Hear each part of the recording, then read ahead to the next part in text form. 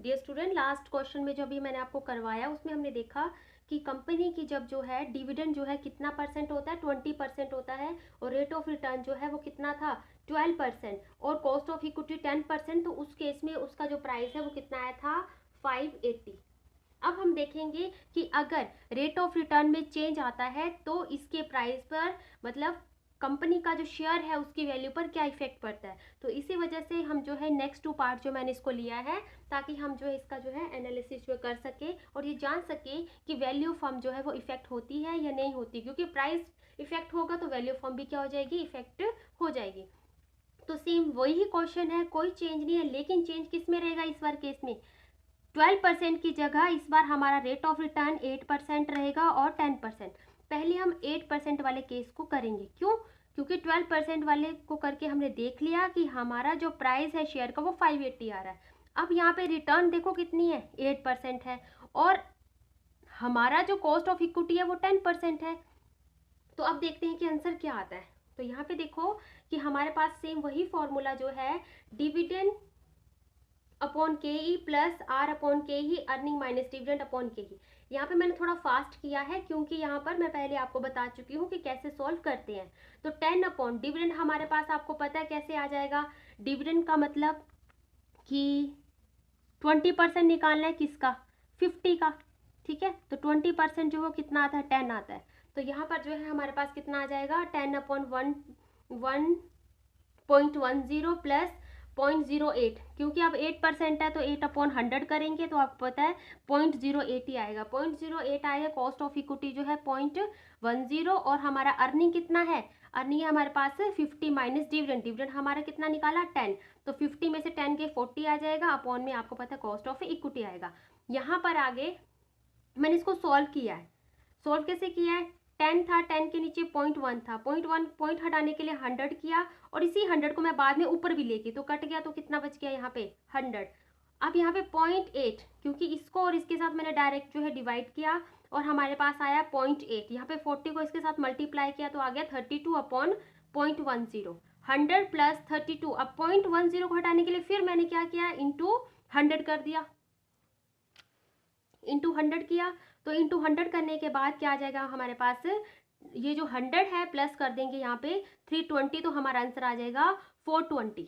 Clear. तो जब company के पास क्या था, रेट ऑफ रिटर्न 12% था, तो उसमें उसको प्राइस कितना आ रहा था 580, लेकिन रेट ऑफ रिटर्न अब क्या हो गया, कम हो गया, क्योंकि देखो ना उसको जो है रेट ऑफ रिटर्न कम आ रहा है, कॉस्ट जो है उसकी 10% है, और उस केस में भी वो क्या कर रही है, उसकी जो प्राइस की वैल्यू क्या हो रही है, डिक्रीज हो रही है, जो कि हमने पहले पढ़ा था कि जब क्या होगा, rate of return is more than cost of equity होगा तो प्राइस क्या है, बढ़ेगा।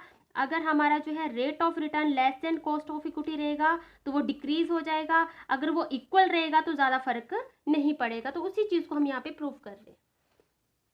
सेकेंड जो है हमने लेना 10% से। अब 10% से भी देखना है कि अब हमारा आंसर क्या आता है। तो आपको पता है dividend upon K E plus R upon K E minus earning minus dividend upon K E, price is equal to 10 upon, अब 10% कॉस्ट ऑफ इक्विटी है, इस केस में कुछ भी चेंज नहीं है, पहले बता चुकी हूँ, तो सेम रहेगा। जहाँ जहाँ कॉस्ट ऑफ इक्विटी है, जैसे यहाँ पे है 0.10, और यहाँ पर जो है आर की जगह इस बार मैंने क्या लिया है 0.10, क्योंकि रेट ऑफ रिटर्न इस केस में हमारा 10% है और वहाँ पे कितना था 8% था, इसलिए इसको यहाँ लिया। तो इसको सॉल्व करेंगे तो हम देखेंगे कि हमारे पास क्या है, प्राइस इज इक्वल टू 100 हो जाएगा।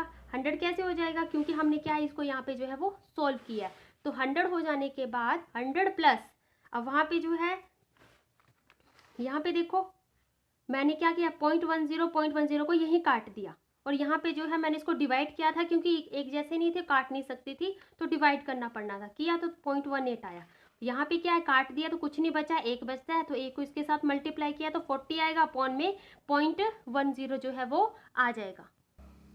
अब 0.10 आ गया तो यहाँ पे 100 हो जाएगा, 40 अपॉन 0.10, 100 में प्लस कर देंगे, 0.0 को हटाने के लिए इंटू 100 करना पड़ेगा, वो करेंगे हम तो 0 से 0 कट जाएगी, 400 यहाँ रहेगा, और यहाँ पे 100, ये कितना आ गया हमारे पास 500। अब देखो आप कि यहाँ पर जो वाटर मॉडल अप्रोच है वो थ्योरी क्या कहती है कि जब कंपनी के पास रेट ऑफ रिटर्न जो होता है ज़्यादा होता है तो उस समय उसकी वैल्यू ऑफ फर्म क्या होती है, बढ़ती है, प्राइस का वैल्यू है वो इंक्रीज होता है। तो देख सकते हैं आप यहाँ पे जब कॉस्ट ऑफ इक्विटी 10% थी और हमारी जो रिटर्न जो थी ज़्यादा थी, तो हमारा जो वैल्यू आई शेयर की वो कितनी आई 580। लेकिन जब हाँ इसकी वैल्यू क्या, वैल्यू जो है कॉस्ट ऑफ इक्विटी की 10% ही रही, लेकिन रिटर्न हमारी कम होगी, तो कम होने पर क्या होगी, इसकी प्राइस की वैल्यू क्या होगी, कम रहेगी। उसके बाद जो कॉस्ट ऑफ इक्विटी जो है 10% अब इक्वल में आ गई, तो कितनी आ गई 500। और साथ में मैंने आपको ये चीज़ बताई थी कि जब किसी कंपनी की कॉस्ट ऑफ इक्विटी जो है वो कम मतलब रिटर्न जो है ज़्यादा आती है कॉस्ट ऑफ इक्विटी से, तो उस केस में वो कंपनी अगर सारा का सारा पैसा जो डिविडेंड दे रही है अगर उसको रिटेन भी कर ले तब भी उसकी वैल्यू फर्म क्या होगी, उसको कोई फ़र्क नहीं पड़ेगा। मतलब अगर वो ज़ीरो डिविडेंड भी दे देगी ना तब भी उसको कोई फ़र्क नहीं पड़ेगा, मतलब क्या इसकी वैल्यू जो है वो इंक्रीज हो जाएगी। तो यहाँ पर जो है आपने इसको न्यूमेरिकली जो भी आपकी बुक में क्वेश्चन है सोल्व करके देखना, आपका आंसर जो है ऐसा ही आएगा कि जब रिटर्न ज़्यादा होगी तो प्राइस जो है बढ़ेगा, रिटर्न कम हो जाएगी तो प्राइस उससे कम हो जाएगा।